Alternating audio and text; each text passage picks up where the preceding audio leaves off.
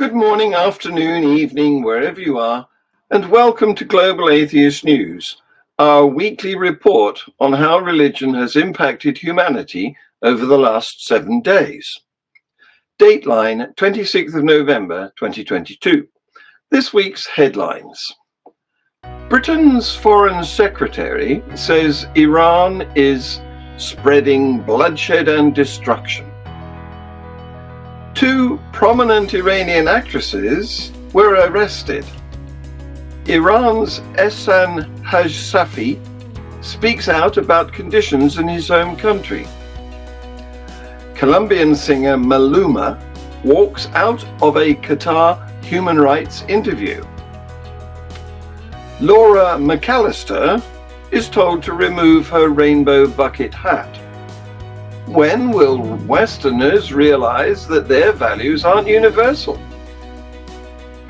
5 were killed in a Colorado Club Q shooting. The father is relieved that the killer wasn't gay. Trump lawyer says the dead are reaping the consequences of not being Christian. The Irish Catholic Church has a role in health and schools which should no longer be funded by the state. Iran's clerics are being disrespected.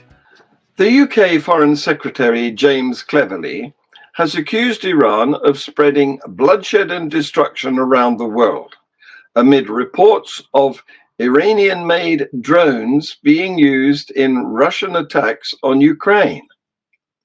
Speaking at a security conference in Bahrain, Mr. Cleverly said that Iran and Russia were threats to the security of the Middle East. He said, "Today, the Iranian nuclear program is more advanced than ever before, and the regime has resorted to selling Russia the armed drones that are currently killing civilians in Ukraine." He went on to say, "As their people demonstrate against decades of oppression, Iran's rulers are spreading bloodshed and destruction across the region and as far away as Kyiv. Britain is determined to work alongside our friends to counter the Iranian threat, prohibit the smuggling of conventional arms, and prevent the regime from acquiring a nuclear weapons capability." 2 prominent Iranian actresses have been arrested for publicly supporting mass anti-government protests, the country's state-run media reports. Hengame Ghaziani and Katayoun Riahi are accused of collusion and acting against Iran's authorities, IRNA news agency says. Both women earlier appeared in public without their headscarves, a gesture of solidarity with the demonstrators.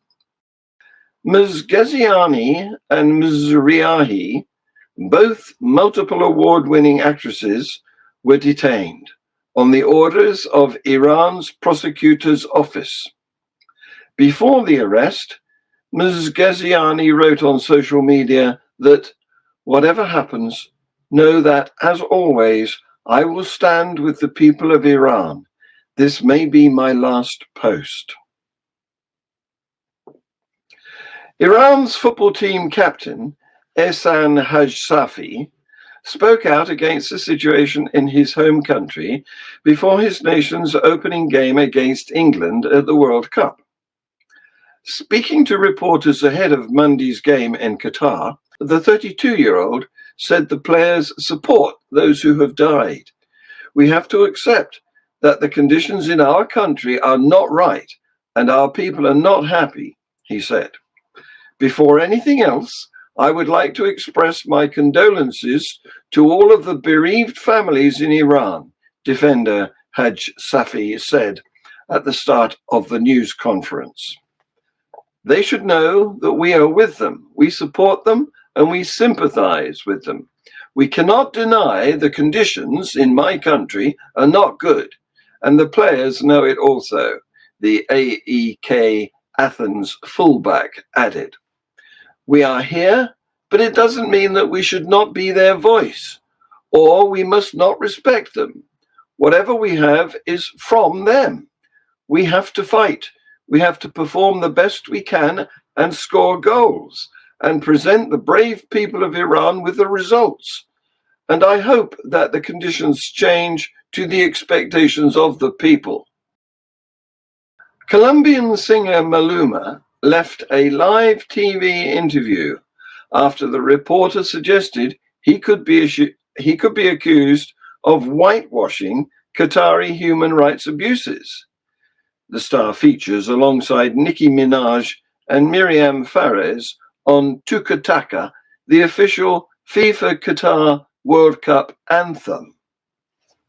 During a broadcast on Israeli public television, Maluma was asked, "Don't you have a problem with human rights violations in this country?" He responded that was something he couldn't resolve and that he had come to enjoy life and enjoy soccer. See this video. You know, I must ask you, Shakira and Dua Lipa refused to take part in this World Cup due to the bad records of Qatar regarding human rights. And obviously people think, what? Maluma, don't you have problem with human rights violation on this country? Yeah, but it's something that I can't resolve. I just came here to enjoy life, enjoy soccer. The party of soccer is not actually something that I have to be involved with. I'm here enjoying my music and beautiful life playing soccer too. But can you understand just people who gonna say that by the very presence of you here, you're like helping whitewashing. Understand? Do I have to answer that question? Okay. No, but I'm just asking that people are gonna ask. You don't do that. What the problem? I mean, I'm rude. Why I'm rude, Maluma? I don't think. I think that this is what people say. This is what people think. An ex-Wales football captain has said that she felt intimidated when she was told to remove her rainbow bucket hat as she entered a World Cup stadium in Qatar. Laura McAllister, a gay woman and a past FIFA Council candidate, said she was told she could not wear the hat for Wales's opener against the USA. Ms. McAllister said she then smuggled the hat into the stadium. The Rainbow Wall version of Welsh fan hats shows support for the LGBTQ+ community. And the Football Association of Wales said it was extremely disappointed by reports that supporters and FAW staff members were asked to remove and discard their Rainbow Wall bucket hats before entry to the Ahmad bin Ali Stadium. See this video. It was quite intimidating, I have to say. I mean, I'm experienced enough to be able to cope with it, but if it had been a young person, a young girl who hadn't been prepared for that, then I think it would have been a very unpleasant and intimidating experience, you know. So I think, you know, I'm here as an ambassador for Cymru, so in a sense, it's important that people like me are prepared to, you know, confront some of this head on. And obviously it's important then to evidence it. So, you know, I think it was fortunate the colleagues did film it.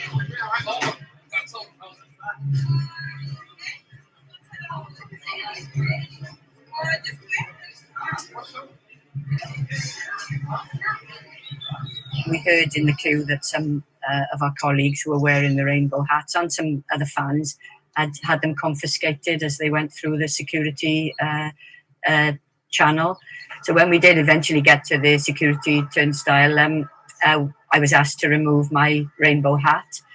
And I asked why, and we were told it was a regulation, and we didn't get much more sense than that. So we pushed back a bit, very politely and respectfully. You know, it wasn't a moment for confrontation, really. But we were told that we wouldn't be allowed in the stadium wearing the hat.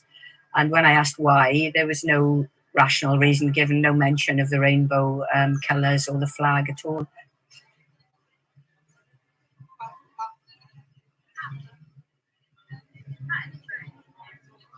I'm not sure I should say this, but the hat was snuck into the stadium.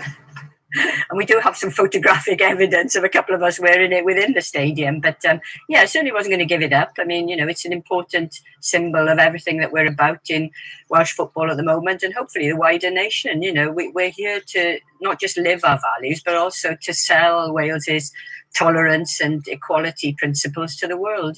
So why would we back down at the first hurdle? Not everyone agrees.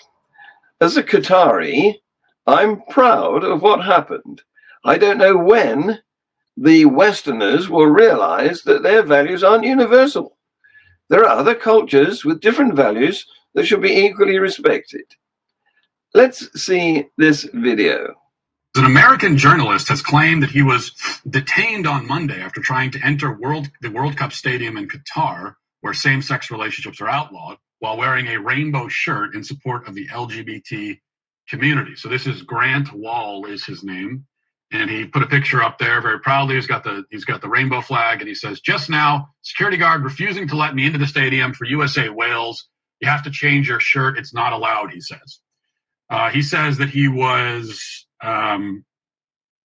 taken away and that he was detained for nearly a half hour. But then he says that they later apologized to him and let him into the country. So that's what he says happened. So we're getting this from some of these Western people that are showing up there. But you just see, it's interesting how quickly the respect all cultures stuff goes out the window, isn't it? I mean, say what you want, but this is Qatar. It's their country. It's a non-Western, non-white country. And now you've got white people, white Westerners like Grant Wall, showing up and saying, "I don't respect your customs. I don't respect your beliefs. I'm going to do what I want in your country. I'm going to tell you how you should run your country. Your laws don't mean anything to me because I'm the white Western guy. And I'll tell you, I will show up and be the arbiter of morality, the source of morality." It is a form of this kind of moral colonialism. And also, I do have to say, and there have been some, Qatari citizens who have spoken out about this. Here's one, for example, says, "As a Qatari, I'm proud of what happened. I don't know when will the Westerners realize that their values aren't universal. There are other cultures with different values that should be equally respected. Let's not forget that the West is not the spokesperson for humanity." I would agree that we just are not in a position to morally lecture anyone, I'm afraid to say. We in the West are not in a position. At least 5 people have been killed and 25 injured after a gunman opened fire inside a gay club in the US state of Colorado on Saturday night. See this video. When I came out, there were bodies on the floor. There was shattered glass, broken cups, people crying. It's a place of welcome, a place of peace. A place for us to be ourselves. And now A suspect is in police custody and is being treated for injuries. 2 heroic people in the club subdued the attacker, police say. Club Q in Colorado Springs wrote on their Facebook that it was devastated by the senseless attack on its community. The gunman was subdued by a heroic dad and a drag artist. See this video. I try to save people, and it didn't work for 5. Okay? There's 5 people that aren't home right now. And I thank God, and it's Thanksgiving. I went through this at Thanksgiving in Iraq, man. We lost the dudes. I grabbed him by the back of his little cheap-ass armor thing, and I pulled him down. The young man that was late, he was hiding there, had jumped up with me. I don't know if he helped pull me to hold him down or not. I have no idea. Pull the dude down, pin him against the side, and just started. Oh, I think he went for his pistol. I don't know. Either way, I grabbed the pistol from him, And then I told the guy, move the AR, the kid in front of me, because he was at his head. I said, move the AR, get the AR away from me. And the kid did it. And then I started wailing on this dude. And I'm on top of him. I'm a big dude, man. And this guy was bigger. I just kept wailing on him. And I told the kid in front of me, kick him in his head, keep kicking him in his head. One of the performers walked by or was running by, and I told her, kick this guy. And she took her high heel and stuffed it in his face. I got to kill this guy. He's going to kill my kid. He's going to kill my wife. He ended up killing my daughter's boyfriend. I thought that I was about to die. Like, there was, in my view, there was no one to stop him from where he was to where we were. It was just a matter of time. I don't know who it is, but they saved my life. I'm not a hero. I'm just some dude. I just know I got into mode, and I needed to save my family. And that family was, at that time, everybody in that room. US President Joe Biden said Americans cannot and must not tolerate hate. Trump lawyer Jenna Ellis thinks that the victims' bodies are not important. See this video. Even more tragic than untimely death is that the 5 people who were killed in the nightclub that night, there is no evidence at all that they were Christians. And so assuming that they had not accepted the truth of the gospel of Christ and affirmed Jesus Christ as the Lord of their life, they are now reaping the consequences of having eternal damnation. And that is far, far greater. And we should be having that conversation instead of just the tragedy of what happened to the body. We need to be talking about what happened to the soul and the fact that they are now in eternal separation from our Lord and Savior, Jesus Christ. And that conversation is what should happen. And that is what people should fear genuinely, not what anyone can do to the body, but ultimately what happens to us in eternity. And the father of the shooter is just relieved that his son is not gay. See this video. There was a shooting involving, there were multiple people, right. And then I go on later on to find it's the gay bar. Yeah, right. And I was like, oh my God, is he gay? I was scared. I was, oh my God, shit, is he gay? And he's not gay. So it's well, you guys had conversations about that. You were. Oh yeah, I was adamant. Yeah, you were adamant that gay is bad. I'm Mormon. I'm a conservative Republican, and we don't do gay. We don't do gay. Yeah. I can't get answers from the attorneys really, but they're saying that somebody's it's involving a gay bar or some shit. I don't know. I don't know what the heck you did if you have a gay bar. I don't know. Well, he's accused of going on a mass shooting at a gay bar and killing 5 people. Colorado. Okay, well, that's not shit. I'm accused of doing that. I'm not gay. I should say that. My body's not gay. Today, over 90% of Irish primary schools are under Catholic patronage, but are state-funded. Catholic faith formation is part of their curriculum, and approximately 50% of secondary schools operate under Catholic ethos. And it's not just schools. The aims of the Sisters of Mercy at Dublin's Mater Hospital stated in 2001 that a Catholic voluntary public health care can exist, flourish, and develop into the future, providing a parallel and alternative option to that of the state system. The issue is that this parallel and alternative health system, governed by Catholic ethos, is wholly funded by a supposedly secular Irish state. The Mater's 2020 revenue grant was €355 million. 7 of the largest public hospitals in Ireland are owned by private Catholic entities, and they receive more than €1 billion of state funding each year and more in capital grants. And Catholic control of the private healthcare sector is even greater. 12 of Ireland's 18 private hospitals adhere to Catholic ethos. This became a source of intense public disquiet when it was revealed that the new €1 billion publicly funded maternity hospital would be owned by a private company.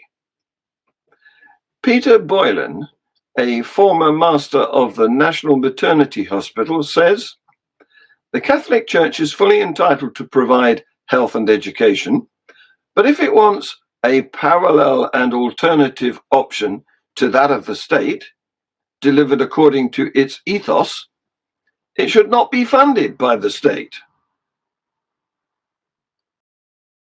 Finally, disrespect of the clergy is growing in Iran. See this video.